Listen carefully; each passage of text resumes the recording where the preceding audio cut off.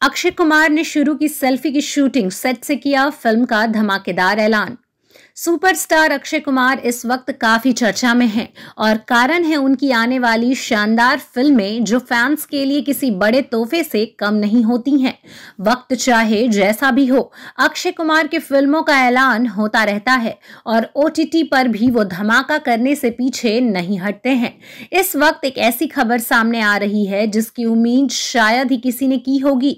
दरअसल अक्षय कुमार ने corona virus के बीच एक और फिल्म की शूटिंग शुरू कर दी है, जिसके नाम का खुलासा आज ही हुआ है। अक्षय कुमार ने एक तस्वीर साझा करते हुए फिल्म का ऐलान किया है। इस फिल्म का नाम सेल्फी होने वाला है। जी हां, अक्षय कुमार ने इस तस्वीर को साझा किया है जिसमें वो सेल्फी लेते नजर आ रहे हैं। उन्होंने कैप्शन में लिखा है, सेल्फी के साथ दिन की शुरुआत। इस फिल्म में अक्षय कुमार के साथ इमरान हाशमी नजर आने वाले हैं। ये film Malayalam film driving licence की हिंदी रीमेक होने वाली है। फैंस इसका इंतजार कर रहे हैं। गौरतलब है कि अक्षय कुमार ने इस तस्वीर को फिल्म के सेट से ही साझा किया है और इसके बाद लगातार सोशल मीडिया पर उनके फैंस रिएक्ट कर रहे हैं और अपनी अपनी तरह से रिएक्शन दे रहे हैं। एक यूजर ने लिखा है, आपकी इस सेल्फी ने मेरा दिन बना दिया सर।